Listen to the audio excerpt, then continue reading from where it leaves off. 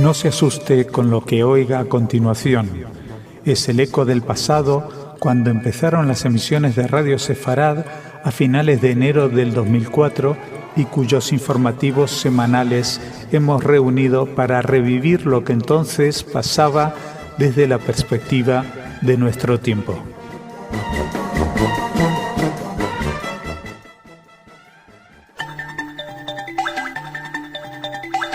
En Radio Sefarad, noticias. Bienvenidos a nuestro espacio informativo. Vamos a hablarles de la seguridad en Israel. Hablaremos también de los problemas con la autoridad palestina internos y de Europa, sus relaciones con Palestina, y Europa, sus relaciones con Israel. También hablaremos de neonazis y de nazis no tan nuevos, sino viejos, de los de siempre, de los clásicos. Empezamos en Israel. Haciéndose eco de una noticia publicada ayer por el diario israelí Haaretz, la agencia Europa Press informó de que miles de estudiantes residentes en zonas cercanas a la Franja de Gaza comenzarán el curso académico en unas aulas que no cuentan con suficientes medidas de protección ante los ataques con cohetes. Según el diario, esto sucederá a pesar de que el Tribunal Supremo de Israel ordenara al gobierno que antes del próximo 1 de septiembre reforzase todas las aulas que se encuentren en el área en la que se producen los ataques. La semana pasada el Ejecutivo presentó una nueva propuesta al Tribunal por la cual los trabajos de refuerzo de las escuelas se llevarían a cabo, pero esto no evitaría que los alumnos asistiesen mientras a las clases. En los próximos días está previsto que el tribunal se pronuncie respecto a la propuesta. El año pasado, unos 7.500 alumnos estudiaban en los 24 colegios que se encuentran en la zona de ataques con cohetes. 14 de ellos están en Sderot, otros 10 en el Negev. La sugerencia del gobierno defiende reforzar 7 de los centros antes de mediados del mes de octubre y sustituir los 17 restantes por 13 escuelas nuevas que terminarían de construirse en 2010. Es verdad que haría falta esperar y en ese tiempo es difícil imaginar el ir a las escuelas a la vez que las estén remodelando o que las estén reforzando.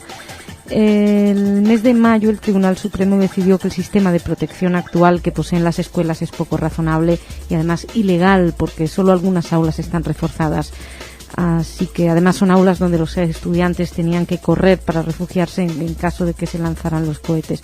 Por cierto, explosivos que no se van a utilizar por lo menos son unos que se han encontrado en Egipto, a unos 250 kilos de explosivos almacenados bajo las arenas en el sureste de la ciudad de Al-Arish, en el norte de la península del Sinaí. Parece ser que hubo un soplo de los servicios de inteligencia y gracias a eso pudieron encontrar esos explosivos. Por cierto, que es el segundo encuentro de explosivos en 2 semanas. Esto, por lo menos parece que los egipcios están haciendo esfuerzos por intentar evitar que se mueva tanto armamento por ahí. Vamos a hablarles a continuación del problema de combustible en Gaza. La Comisión Europea confirmó ayer que el jueves pasado suspendió la financiación del combustible empleado para generar electricidad en la Franja de Gaza y advirtió que no lo retomará hasta que Hamás no le garantice que no va a introducir un impuesto en la factura eléctrica.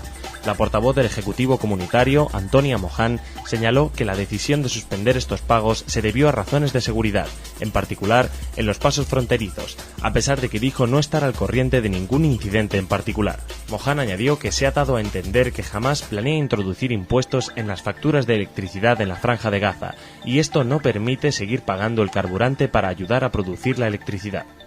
Sí, porque se está dispuesto a retomar los pagos en las próximas horas, se explicó, cuando se tenga garantía de que no se va a introducir los impuestos. Es bastante evidente, la Unión Europea, el Parlamento Europeo consiguió, la comunidad internacional consiguió ayudar a la población civil a través del dinero para que les llegara el carburante, pero claro, si Hamás va a poner un impuesto sobre ese carburante para así ganar dinero, no es la finalidad de la Unión Europea, que lo que quieren es ayudar a la población civil sin por ello beneficiar al grupo terrorista. Por ejemplo, además del pago de las facturas del carburante, la ayuda de la Unión Europea También consiste en ayuda social a varias familias que fueron señaladas por el presidente Abbas como las más necesitadas y sin ningún lazo con Hamás. Explicaban ayer precisamente que la rúbrica a estas familias supone pagos por valor de 30.000 euros al mes. Otra manera de ayuda humanitaria ha sido, a la población de Gaza, ha sido con las contribuciones a la Agencia de la ONU para los Refugiados de Palestina. Por cierto, que ayer 6 miembros de Hamás morían tras un ataque del ejército israelí. Iban en un ataque a un coche donde estaban ahí los miembros. Al cierre de esta edición no teníamos demasiados más datos respecto a este ataque. Y otra noticia importante es que el vicepresidente segundo del Consejo Legislativo Palestino, Hassan Kreiche, presentó ayer su dimisión porque ya había amenazado con ello y si no se reunía la Cámara. Es un independiente que se presentó apoyando al grupo Hamás, con lo cual también ahí hay dimisiones. Bueno, vamos a seguir hablando de Europa. El presidente de la Asamblea Parlamentaria del Consejo de Europa, René van der Linden, terminó ayer su visita oficial a Jordania, expresando su esperanza en que la iniciativa de paz árabe y la posible conferencia propuesta por Estados Unidos puedan crear nuevas oportunidades y un momento para la paz en la región. Van der Linden comentó tras sus reuniones con el rey jordano Abdullah II, con el primer ministro Maruf al-Bajitas y con los presidentes de las dos cámaras parlamentarias que existe un acuerdo general acerca de que Europa debería jugar un papel más fuerte en el proceso de paz de Oriente Próximo.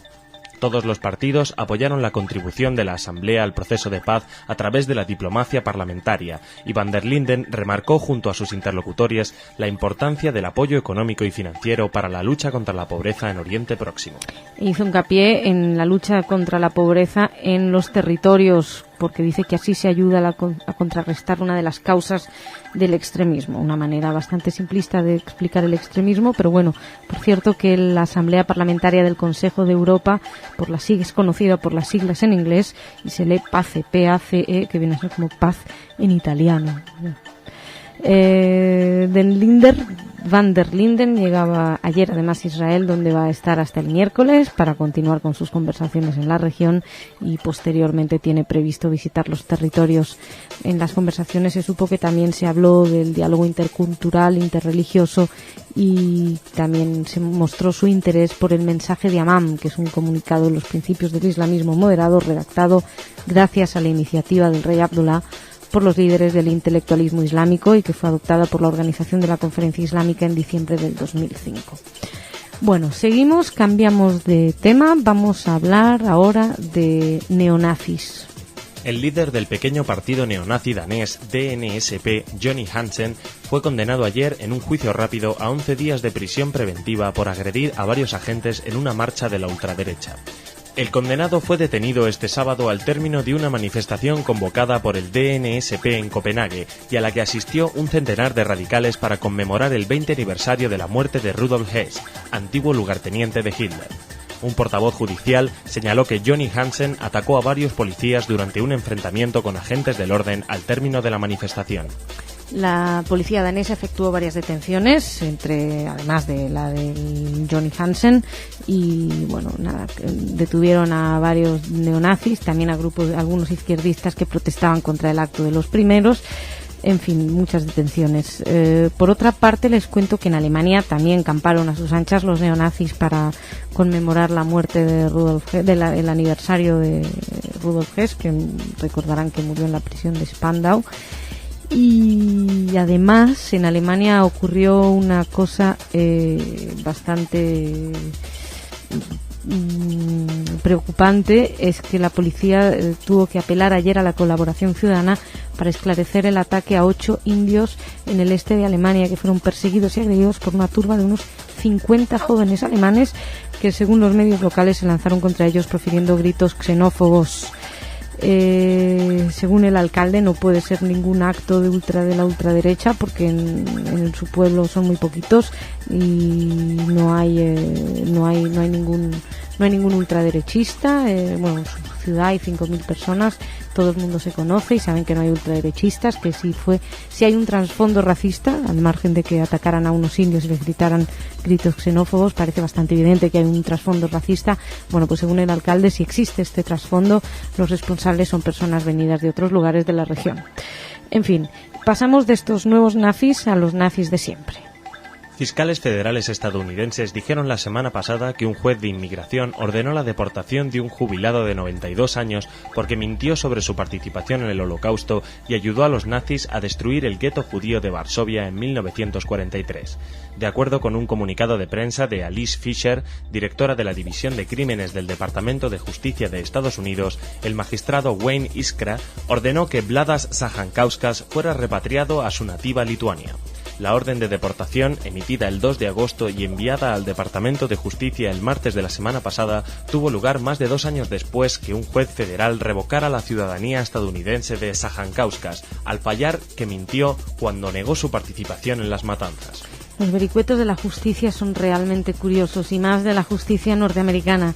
Lo expulsan porque mintió sobre su participación en el Holocausto, porque mintió no habiendo reconocido que había ayudado a los nazis. O sea, no lo juzgan por haber ayudado a los nazis, sino que lo echan por haber mentido. En fin, ya con 92 años no se sabe muy bien qué justicia se puede pedir para este nazi, pero bueno, el caso es que al parecer él habría sido reclutado por una unidad de la Guardia Nazi y figuraba en una lista como uno de los funcionarios emplazados para ayudar a los servicios secretos nazis a capturar a los judíos en el gueto de Varsovia. Esperemos que en Lituania se pueda hacer algo de justicia, lo mínimo que quede. Y bueno, dejamos aquí esta primera parte del informativo, y para que no echen de menos demasiado a Jorge Rosenblum, les voy a leer yo brevemente unas noticias de cultura. Una es que la Universidad de Granada va a ofrecer un máster oficial en culturas árabe y hebrea. Así lo informó el Departamento de Estudios Semíticos de la Universidad de Granada, que va a ofrecer el máster Culturas Árabe y Hebrea, pasado y presente. Se va a impartir formación especializada a los licenciados en Filología Árabe, Hebrea y en titulaciones de Humanidades para el desarrollo de la actividad investigadora y profesional en los campos derivados del conocimiento del patrimonio, especialmente del legado árabe y judío, andaluz e hispano. El máster se va a extender del 2 de octubre hasta el 26 de marzo y dicen que va a permitir investigar sobre judaísmo clásico, ciencia y pensamiento medieval, estudios de la mujer en el ámbito judío-árabe y literatura y lengua árabe. Cuenta además con la colaboración de la Universidad Complutense de Madrid y de la Universidad de Barcelona. Bueno, parece interesante. Otra cosa es que, la verdad, les hemos hablado, esto casi es más noticia para las noticias de los lunes, pero les hemos hablado de Valkyria, la película esta que está haciendo Tom Cruise y que donde interpreta a von Stauffenberg, y que no ha sido del agrado de la familia porque lo han relacionado con la cienciología. Bueno, porque Cruise es miembro de la Iglesia de la Cienciología. Bueno, pero lo importante no es esto, sino que es que parece que la película está gafada, porque ha tenido 11 heridos en un accidente durante el rodaje. Al parecer se cayó la parte trasera de un camión donde estaban ellos durante el rodaje. Eran 11 extras y han tenido que interrumpir el rodaje debido a esto. Al tomar una curva, las 11 personas se cayeron del camión cuando un panel lateral se abrió de golpe al tomar una curva en el centro de Berlín durante el domingo, y al parecer uno ha resultado gravemente herido, ha tenido que ser hospitalizado. Como les he dicho, el rodaje se paralizó después del incidente. Y no se crean que terminamos aquí. Ustedes podrán echar de menos a Jorge Rosenblum, pero les voy a dar una buena noticia. Ha vuelto hoy con nosotros el Rincón de Igit.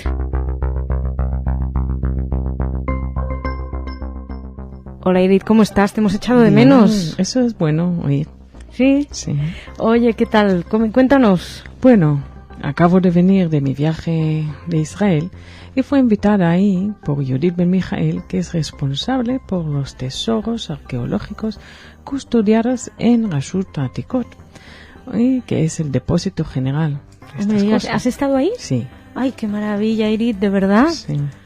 Bueno, la directora de este centro, que se llama Pnina Shor, me facilitó un pequeño tour por el centro donde pude ver los últimos hallazgos arqueológicos procedentes del Valle de Shafat. ¿Te acuerdas que hablamos de eso? Sí, pero vamos, no sabes lo que yo pagaría por poder hacer esto que has hecho. Pues era estupendo, ¿no? Y te llevó ahí, estuviste viendo... ¡Ay, qué impresionante! Abajo en los sótanos, enormes. Que debe de haber ahí, porque porque ahí toses y aparece una pieza histórica. Cientos de miles, no te imaginas. Esto es como, ¿has visto Indiana Jones al final cuando dejan que está lleno de grandes... yo me lo imagino todo así. Sí, es precioso, pero claro, muy bien clasificado, que esto es lo que hace mi amiga. Ajá. Clasificar, archivar todo muy claro para que se encuentren las cosas luego. Todo esto del Valle de Shafat es cerca a la puerta de Nablus, en Jerusalén. Uh-huh. Entonces, entre las piezas importantes que se encontraron eran juegos de pesas y monedas del siglo V antes de la era común, de tiempos del segundo templo. ¿Pesas? O sea, para medir... Bueno, sí, claro, para pesar. Sí, para pesar mercancía. Ajá. Hablan de una actividad comercial de cierta importancia en la zona. Y puede también seguir el elaborado proceso seguido en la recuperación de piezas valiosas, muchas de ellas de vidrio, piezas de factura y estilo tan avanzados y vanguardistas que parecen salidas de las manos de artistas actuales. Uh-huh. Asimismo, mostraron cómo recuperan esas piezas y cómo es en recipientes transparentes llenos de agua y alguna sustancia química, están hirviéndolo y se llevan las monedas para poder ficharlas. ¿También te enseño todo ese proceso, no? Sí, lo vi también, en el laboratorio. Sí. Te llevó al laboratorio también. Sí. Irit, qué ganas de ser tú en ese momento. Sí, qué precioso. Entre los descubrimientos arqueológicos israelíes que continuamente nos deparan alguna sorpresa, estos últimos son de una gran importancia por encontrarles cerca de una de las puertas de la ciudad santa, pero por fuera. Era una ciudad todavía fuera, era una ciudad muy comercial. Bueno, Irit, de verdad, qué maravilla. ¿Tienes más anécdotas? ¿Nos vas a ir contando más anécdotas? Sí. En fin, bueno, seguro que están todos los oyentes encantados de recuperarte. Gracias. Y nosotros también, Irit, bienvenida, muchísimas gracias y hasta mañana. Hasta mañana. Ustedes también muchísimas gracias por seguir ahí. Mañana seguimos con más noticias.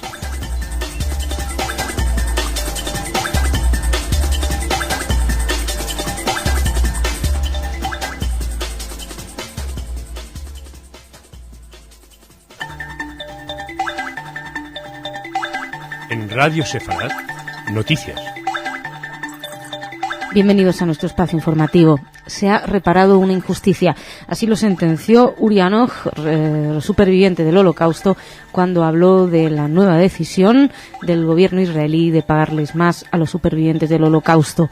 Vamos a hablar de eso, así como de la lucha contra el terrorismo por parte de Israel, también de la solidaridad con las víctimas del terremoto de Perú y también hablaremos de la electricidad en Gaza, así como de la Iglesia Católica y del retorno a la misa en latín. Empezamos en Oriente Medio. El gobierno israelí aprobó el domingo multiplicar por 15 el aumento de las ayudas a los supervivientes del Holocausto respecto a los 83 shekels que había decidido inicialmente. Tras una reunión en Jerusalén entre los representantes de los supervivientes y el primer ministro israelí Ehud Olmert, el Ejecutivo aceptó elevar a unos 1.200 shekels, 207 euros, el incremento de estas ayudas, que comenzará a pagar en octubre.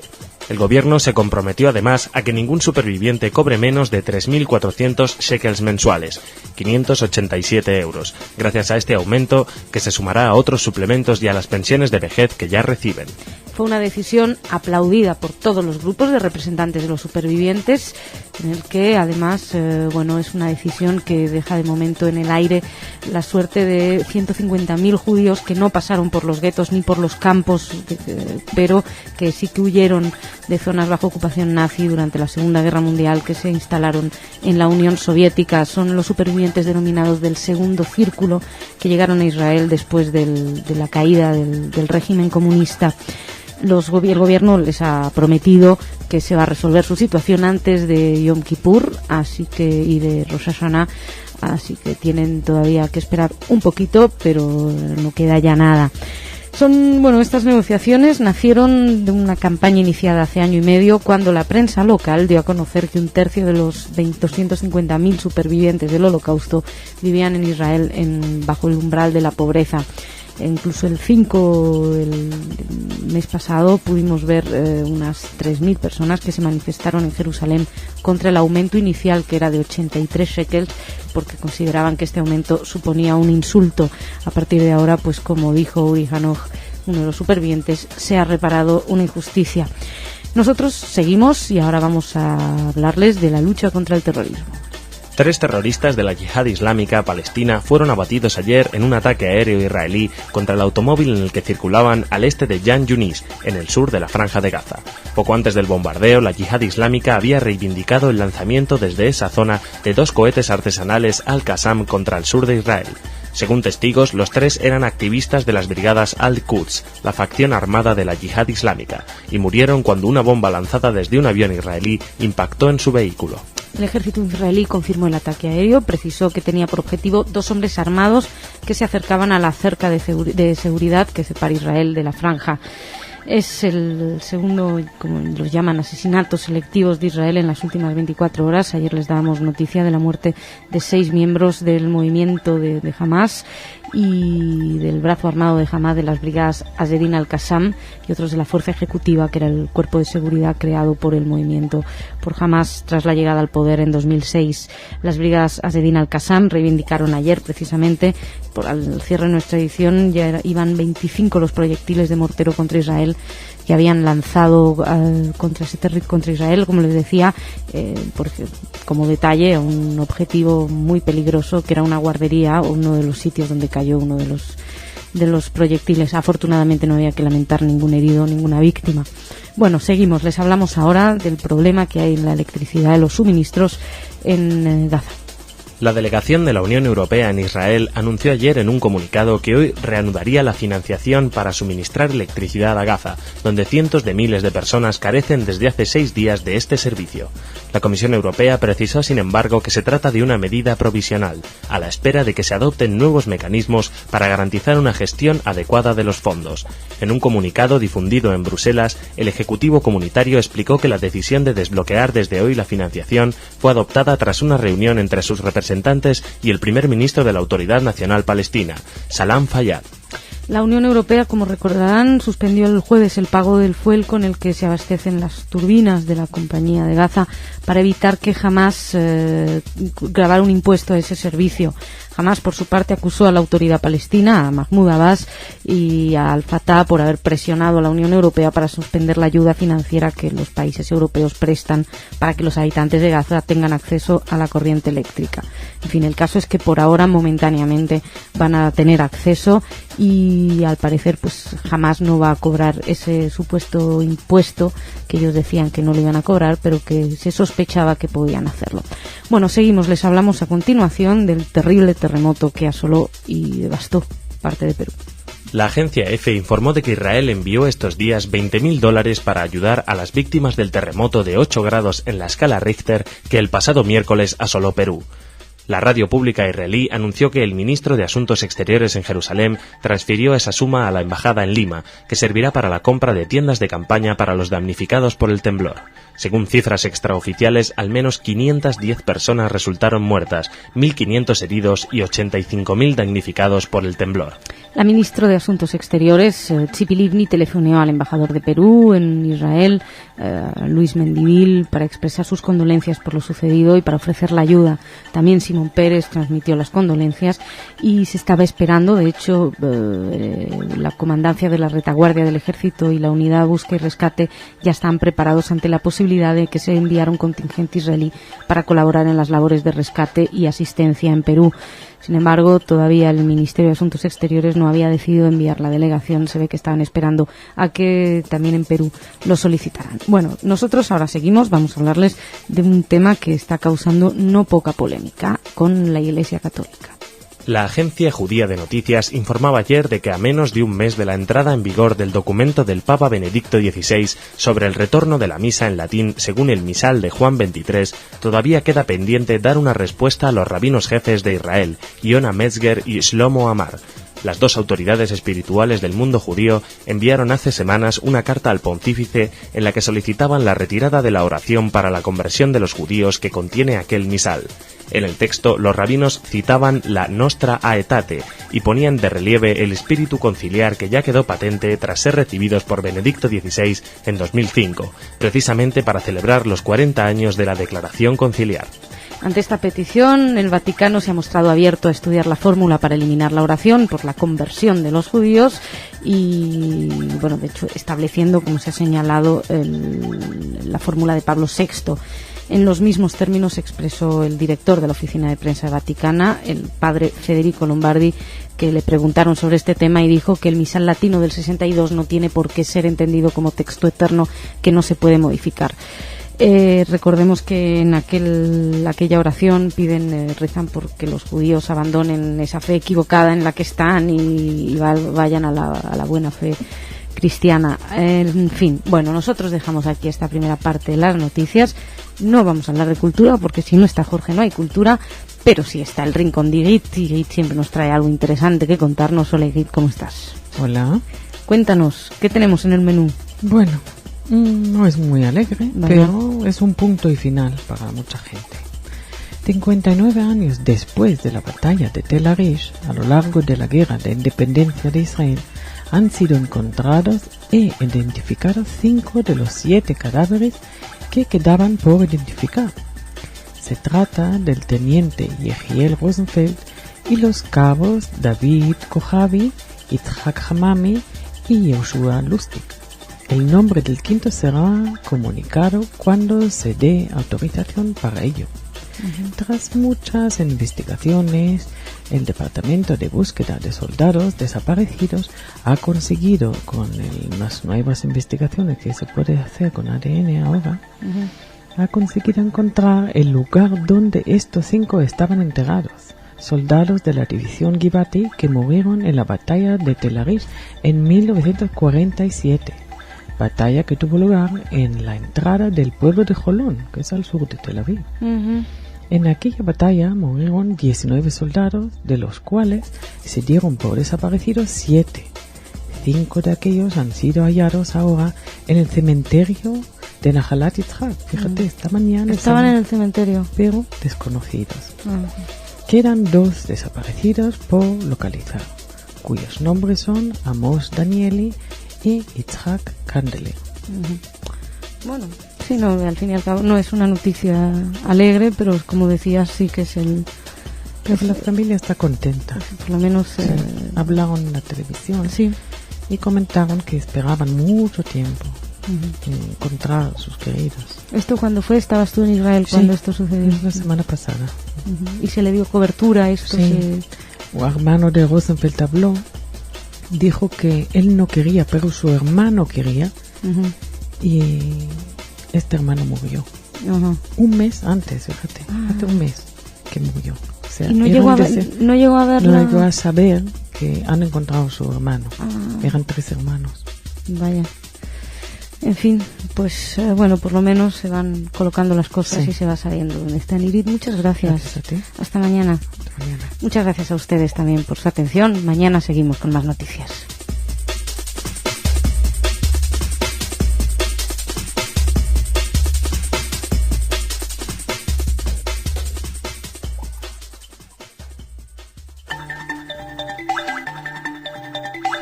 En Radio Sefarad, noticias. Bienvenidos a nuestro espacio informativo, donde nos acercaremos a Oriente Medio. Ahí parece que las excelentes relaciones entre Mahmoud Abbas y Ehud Olmert no están tan bien como hasta ahora, pero bueno, también hablaremos de justicia ejemplar en Israel, hablaremos de nazismo actual, neonazis en Alemania y cómo despiertan preocupación en el Consejo Central de los Judíos de Alemania, también de archivos del nazismo del pasado y de un museo del pasado. Empezamos en Oriente Medio. Fuentes hospitalarias palestinas informaron de que la Fuerza Aérea Israelí abatió ayer a un comandante de Hamás en un nuevo bombardeo lanzado el miércoles sobre las cercanías del paso de Karni, en la zona central de Gaza. Los portavoces de Hamás identificaron al fallecido como Yahya Habib y precisaron que en el ataque resultaron heridos 3 de sus miembros. La víctima de este bombardeo elevaba así a 12 el número de muertos en las últimas 48 horas por ataques aéreos o terrestres israelíes en Gaza. Eran 12 al cierre de nuestra edición, por lo menos, y entre esas víctimas mortales de las últimas horas se contaban 2 niños. Hay que especificar que esos niños estaban junto a las lanzaderas de cohetes Qassam, que son utilizados por Hamás contra Israel, que de hecho Hamás asumió ayer la autoría del lanzamiento de al menos 9 cohetes, que eran el objetivo de esos ataques israelíes. Dos opciones hay, 2 teorías. Una, que los niños estaban jugando con las lanzaderas, alrededor de las lanzaderas, en cuyo caso uno se pregunta qué hacen los padres de esos niños permitiendo a los niños jugar con lanzaderas de cohetes Qassam, que además saben que son objetivo de los israelíes. Y la otra opción, más espeluznante si cabe, es que podía ser que los menores hubieran sido encomendados de cargar ellos las lanzaderas cuando fueron sorprendidos por el bombardeo. Sea lo que sea, o por dejadez o por maldad, estos niños han sido víctimas de ese bombardeo. Mientras tanto, Mahmoud Abbas exhortó a la comunidad internacional, al Cuarteto para Oriente Próximo también, a que presione a Israel para que cese lo que él llamó crímenes, agresiones y ataques diarios contra el pueblo palestino. Un comunicado de la presidencia palestina, al que se hizo eco la agencia EFE ayer, Abbas advertía que el proceso de paz y las negociaciones no pueden producirse o lograr ningún progreso mientras continúen las actuales políticas israelíes. Según Abbas, esta política de Israel pone en duda la voluntad de llegar a un acuerdo de paz con los palestinos. También él condena a Abbas los crímenes y asesinatos contra el pueblo palestino en Gaza y Cisjordania. Es llamativa esta condena contra los crímenes y asesinatos, además a los que llama de masacre.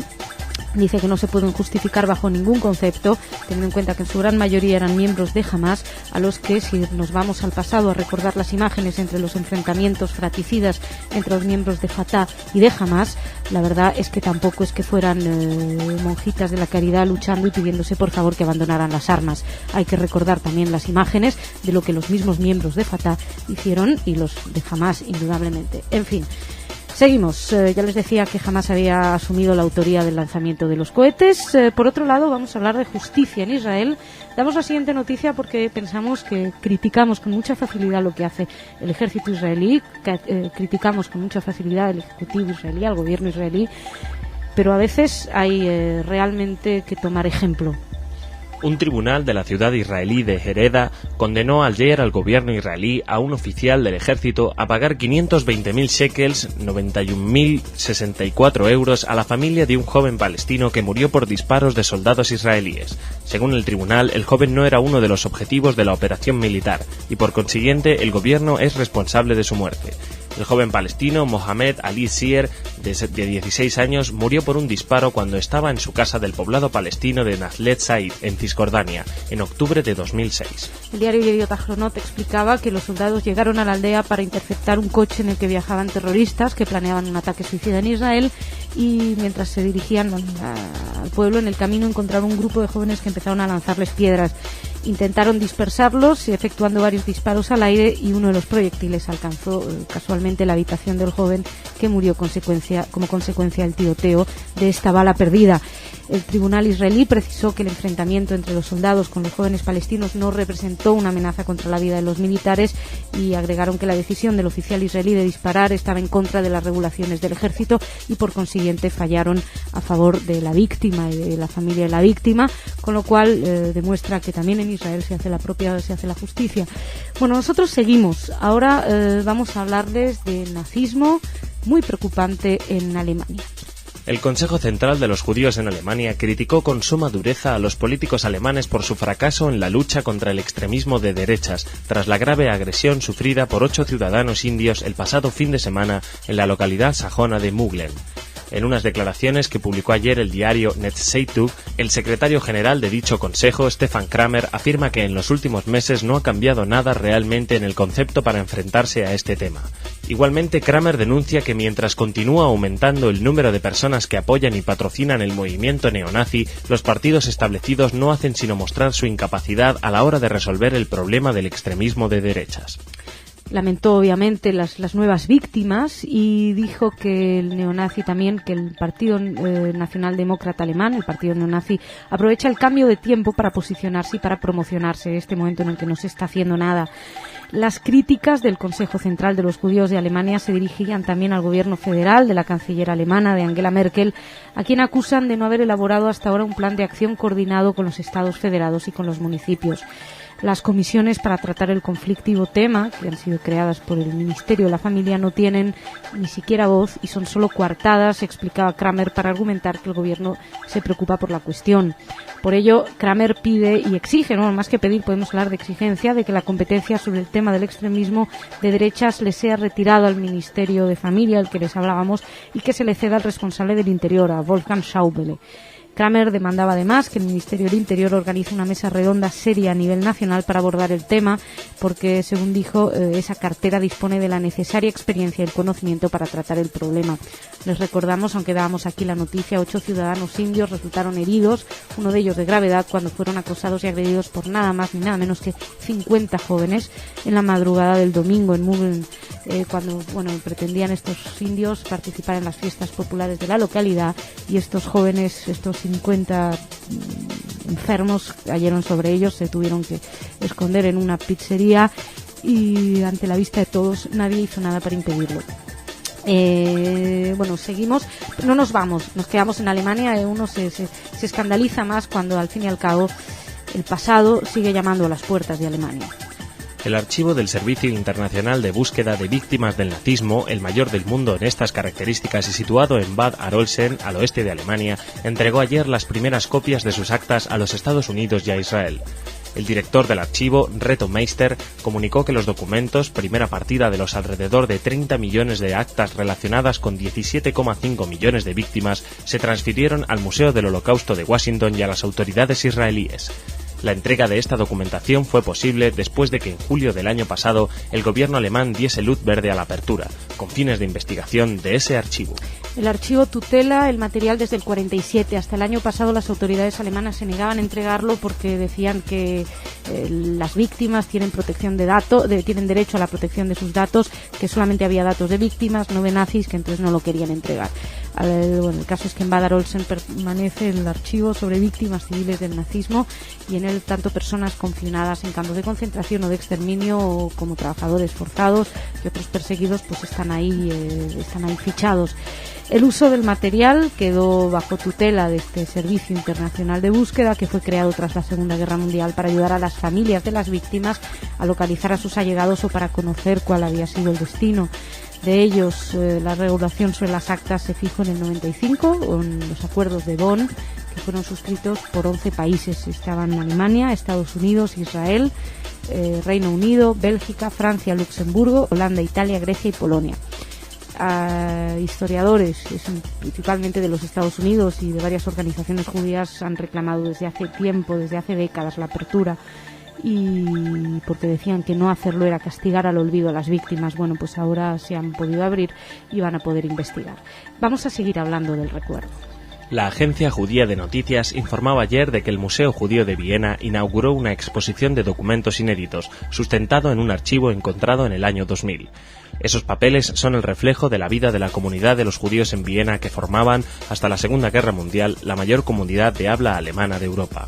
La muestra, titulada «Hay que tener las cosas bien ordenadas», consiste en 800 cajas situadas en una vivienda en propiedad de la comunidad de culto judía en Viena, entre las que hay 500.000 de documentos referidos a los años del régimen nazi en Austria, 1938-1945. Bueno, les hemos hablado ya de este descubrimiento. Se descubrió hace poco, como les decíamos, y contiene documentación muy antigua, muestra cómo era la comunidad, cómo estaba organizada, tanto en su aspecto religioso como educativo, científico, cultural, y que sobresalía información acerca de Sigmund Freud, que en el 27 escribió una carta donde comunicaba a la comunidad que estaba dispuesto a pagar la contribución que le solicitaba, y bueno, estaba también un listado con todas las instituciones vienesas judías en 1900. Se supone que había unas 180.000 personas en la comunidad judía de Viena hasta el 38, y entre los documentos hay también citaciones a personas para su deportación, la obligación de usar la estrella amarilla, el pasaporte también de un judío vienés con un visado otorgado por el gobierno de Cuba. En fin, realmente documentos con un gran valor histórico. Dejamos aquí esta primera parte del informativo y brevemente les voy a hacer una pequeña mención cultural. Reemplazo a Jorge brevemente, y es que David Matas, canadiense, ha sido honrado con el premio Tarnopolsky de Derechos Humanos en un reconocimiento a su sobresaliente contribución a la defensa de los derechos humanos nacionales e internacionales. Es un abogado de Winnipeg y fue seleccionado como el ganador, como les decía. Fue administrado el premio por la Comisión Internacional de Juristas y presentado por el miembro de la Corte Suprema de Canadá en la sesión del Foro de Jueces Canadienses. Brevemente comentarle que David Matas formó parte del grupo de trabajo en procedimientos y prácticas de inmigración. Fue además formó parte de la delegación canadiense para el Foro Internacional de Estocolmo sobre el Holocausto. Se ha desempeñado siempre en la lucha a favor de los derechos humanos y el desarrollo democrático. Fue activo en muchas organizaciones. Consejero honorario senior para la BNAI Brit de Canadá desde el 89. Coordinador legal senior para la sección Canadá de Amnistía Internacional, y además presidido el Comité Legal sobre Crímenes de Guerra del Consejo Judío Canadiense del 81 al 84. En fin, realmente un premio que bastante merecido para alguien que ha luchado mucho por los derechos humanos. Esto y una cosita también muy pequeña, una reseña sobre un musical que se está preparando en España sobre Ana Frank, el diario de Ana Frank, Un canto a la vida. Se va a estrenar el próximo mes de febrero de 2008 y dicen que va a ser el gran musical, que además es el primero en el que la selección de la protagonista se inicia a través de Internet. Personalmente me da muchísimo miedo que se haga un musical sobre Ana Frank, pero esto hablo a título personal, porque realmente hay unos límites difíciles entre el musical que tiene cierto toque lúdico y lo que puede ser llevar este durísimo libro, estas durísimas memorias a un escenario. Pues se puede caer en sobrepasar muchos límites, pero bueno, ya lo que tranquiliza de alguna manera es que hay un responsable de la fundación en España, la Fundación Ana Frank en España, que va a ser responsable de garantizar que la obra cumpla con los requisitos históricos y humanos. En fin, vamos a estar pendientes y no vamos a alarmarnos antes de que sea, porque tal vez valga la pena, al fin y al cabo sea una manera de hacer llegar a más gente el drama de la tragedia de Ana Frank y sobre todo lo que representa desde un punto de vista más grande. En fin, aquí dejamos esta pequeños apuntes culturales y venimos al rincón de Tigrit. ¿Cómo estás? Bien. Cuéntame, ¿qué tenemos hoy? Hablamos hoy del cónsul de Israel en la ciudad californiana de San Francisco, Ismail Haladi. Es de origen beduino y religión musulmana. Es la primera vez que un diplomático israelí no es de religión judía. La noticia tiene importancia también porque hace 2 meses Haladi consiguió reunir líderes musulmanes y líderes judíos para hablar. A partir de ese momento, Haladi es invitado a muchos acontecimientos de la comunidad musulmana de San Francisco. Entre los actos a los que ha sido convocado se encuentra la entrega de diplomas de fin del año en el colegio musulmán de la ciudad, donde Haladi dio una charla a los alumnos, y hace 3 semanas Haladi fue invitado de honor en la boda de una pareja musulmana cuyo novio es sirio y la novia palestina. Los padres de los novios son entusiastas del cónsul israelí. Después de la ceremonia religiosa, Haladi dijo textualmente: no hay ningún país en el mundo que desee tanto la paz en el Oriente Medio como la desea el Estado de Israel. Esperamos que algún día vosotros y vuestros familiares podrán visitar a Israel y los israelíes podrán visitar con naturalidad vuestros países. El público acogió con muchos aplausos estas palabras. No me extraña, oye, qué bueno. Sí. ¿Dónde has dicho, perdona, que era en San Francisco? Sí. Que era qué bueno. Que es el único cónsul que hay, no, sí. El primero, es beduino. Sí. Es beduino. Pues quién sabe, a lo mejor habrá más en el futuro. Esto, Sí. en fin, pues nada. Muchas gracias, Irene. Gracias a ti. Muchas gracias a ustedes por su atención. Mañana más.